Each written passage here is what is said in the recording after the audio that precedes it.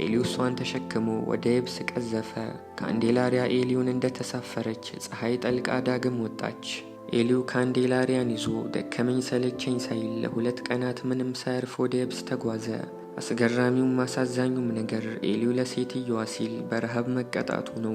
የ29 ዓመቱ እንግሊዛዊ ሪቻርድሰን በግብፅ ሲናይ ወደብ በኩል ቀይ ባህር ውስጥ ጠልቆ እየዋኘ ነው። የባህሩ የተረጋጋ ሞገድ መንፈሱን ያደሰው ሪቻርድሰን ሳያስበው ተሳፍሮ ከመጣበት ጀልባ ርቆ ይቀዝፋል። ሪቻርድሰን በባህሩ ላይ እየተንሳፈፈ ፍጹም አስደሳች ጊዜን እያሳለፈ ነው። በድንገት ግን ሰላማዊ አየር ለመከራ ቦታውን ይለቃል።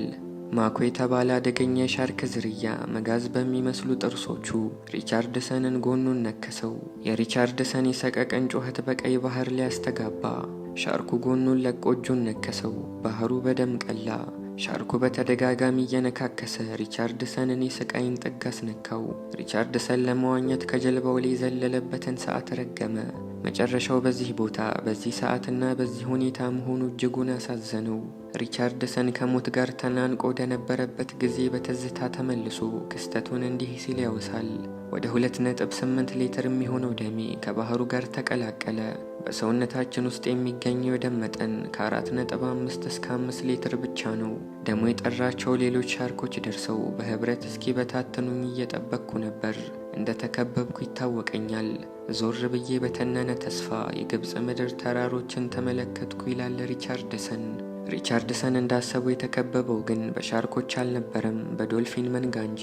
3 ዶልፊኖች በስፍራው ተከስተው ሪቻርድሰንን በመክበብ መቅዘፊያቸውን በኃይል እያማቱ ሻርኩን አባረሩት። የሪቻርድሰን ባልደረቦች በስፍራው ደርሰው እስኪታደጉት ድረስ ዶልፊኖቹ ሪቻርድሰንን ለብዙ ደቂቃዎች ከበው ጋሻ በመሆን ሲጠብቁት ነበር። ሪቻርድሰን የግብፅ የጦር ሆስፒታል ገብቶ ከደረሰበት ጉዳት ለማገገም ይችላል።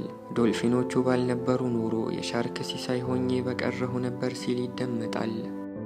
እንደ አውሮፓውያን አቆጣጠር በ1974 የ52 ዓመቷ ካንዴላሪያ ቪላኑዌቫ ከፊሊፒንስ ማኒላ ወደ ቤት የተሳፈረችው ታንኳ ይሰበርና መሃል ህንድ ውቅያኖስ ላይ ብቻዋን ትቀራለች።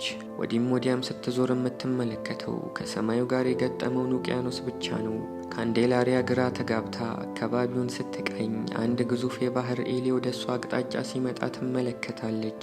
ግዙፉ የባህር ኤሊ ሲመጣ አልፎኝ እንዳይሄድ መጸለይ ጀመርኩ ትላለች ካንዴላሪያ። ጸሎቷ ተሰማ። የባህር ኤሊው እሷ ዘንድ ሲደርስ ቆመ። ካንዴላሪያ የኤሊውን ቅርፊት የሙጥኝ ያዘች። ኤሊው እሷን ተሸክሞ ወደ የብስ ቀዘፈ። ካንዴላሪያ ኤሊውን እንደተሳፈረች ፀሐይ ጠልቃ ዳግም ወጣች። ኤሊው ካንዴላሪያን ይዞ ደከመኝ ሰለቸኝ ሳይል ለ2 ቀናት ምንም ሳያርፍ ወደ የብስ ተጓዘ። አስገራሚውም አሳዛኙም ነገር ኤሊው ለሴትየዋ ሲል በረሃብ መቀጣቱ ነው። እሷን ከላይ ትቶ እሱ ምግብ ፍለጋ ወደ ውስጥ ሊጠልቅ አልፈለገም። በመጨረሻም መርከበኞች ካንዴላሪያን ከርቀት ይመለከቷታል። ተአምረኛው ኤሊ ካንዴላሪያን ለመርከበኞቹ አስረክቦ ወዲያውኑ ከስፍራው አልተሰወረም። የካንዴላሪያን ደህንነት ለማረጋገጥ አይኖቹን ሰዎቹ ላይ ተክሎ በመርከቡ ዙሪያ 2 ጊዜ ተሽከረከረ። ባለታሪኳ ሴት አሁን በሕይወት የለችም። ኤሊው ግን ይኑር ይሙት አይታወቅም። ብቻ ባለበት ሰላም ይሁን እንላለን።